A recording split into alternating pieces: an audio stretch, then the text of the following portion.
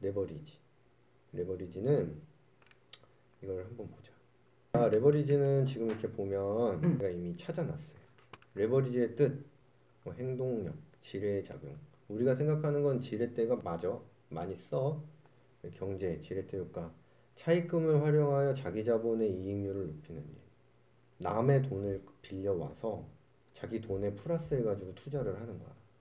네 돈 100만 원이 있는데 나한테 100만 원을 빌려가서 200만 원을 벌었어. 100% 수익률로 해서. 근데 이자를 10%를 주기로 했단 말이야. 그럼 그냥 이자만 10%를 갚아. 190만 원이 남지. 네가 190만 원을 번 거야. 그런데 네 돈만 가지고 그냥 수익률 해가지고 100%를 하게 되면 100만 원을 벌게 되잖아. 90만 원의 차이가 나잖아. 그렇게 되는 거를 레버리지라고 해. 근데 이 레버리지가 많아지기 때문에 자기가 갖고 있는 돈에 비해서 그래가지고 더 높은 이익이 날 경우에는 당연히 그 효과가 되게 좋아. 근데 돈을 꼬랐을 때가 문제가 돼. 돈을 꼴게 됐는데 원금을 갚으라고 그러는 거야. 그럼 이제 폭망하는 거지. 그지? 거기다 이자도 갚아야 되니까. 그렇기 때문에 이게 너의 돈만 가지고 했을 때보다 이익도 더 크게 볼 수 있지만 손해를 더 크게 볼 수 있다는 거지. 선물 시장에 가면은 누가 너한테 돈을 불려준다는 얘기냐? 그건 아니야. 그 비밀이 어디 있냐면은 증거금에 있는 거야.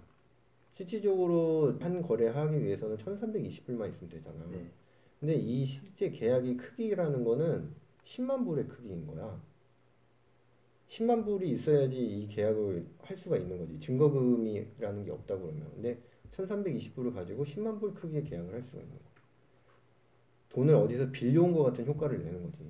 그렇기 때문에 이게 뭐 돈을 벌 때는 더 크게 벌 수 있긴 하지만 깨지기 시작하면 한도 끝도 없다. 그렇기 때문에 선물 시장이 좀 위험한 시장이다 라고 이야기하는 게 좀 있어.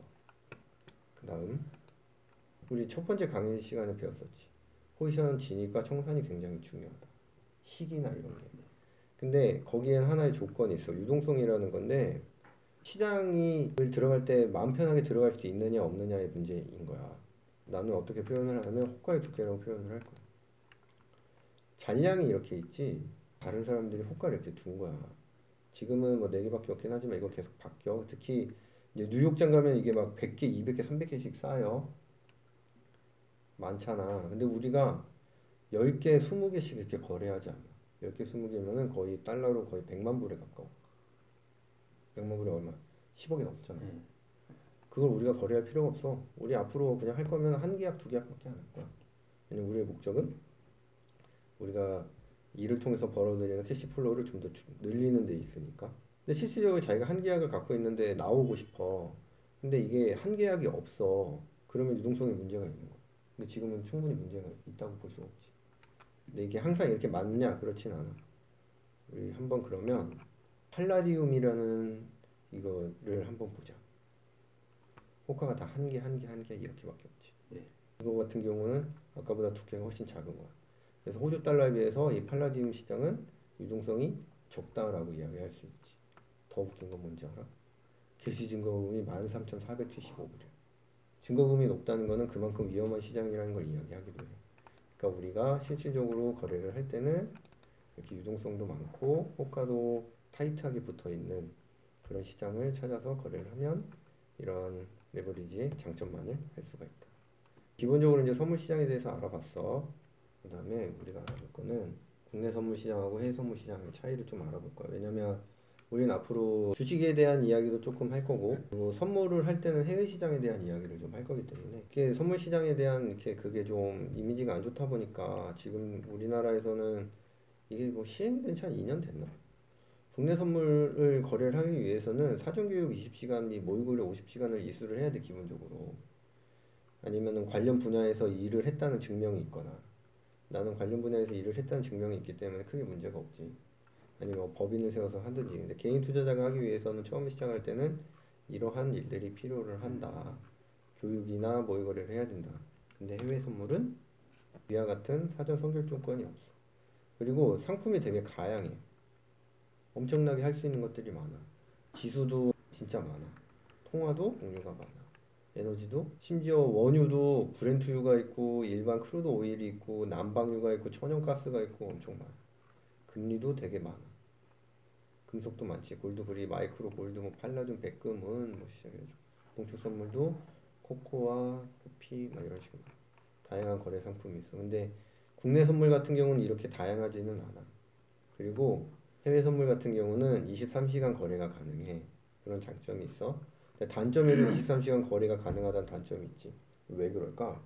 그만큼 이제 계속 바뀌니까. 막, 잠을 못 자는 거야. 네. 약간 좀 그런 게 있어. 자기가 뭔가 시장을 분석을 하다 보면은 여러 가지 이제 감이 오고 들어가야 될 때와 나가야 될 때가 이제 신호가 오고 하잖아. 네.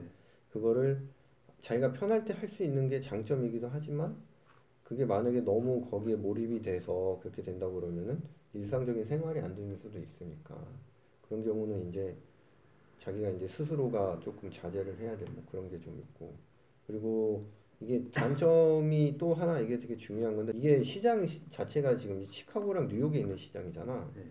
이게 미국에 있는 애들이 주가 되는 시장이다 보니까 우리가 새벽에 잘 때 일어나는 경우가 많아서 우리가 그걸 바로 파악을 하고 그러기가 좀 쉽지가 않아.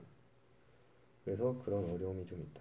그래서 오늘은 이제 전반적인 선물에 대한 시장은 여기까지는 얘기를 해줬어.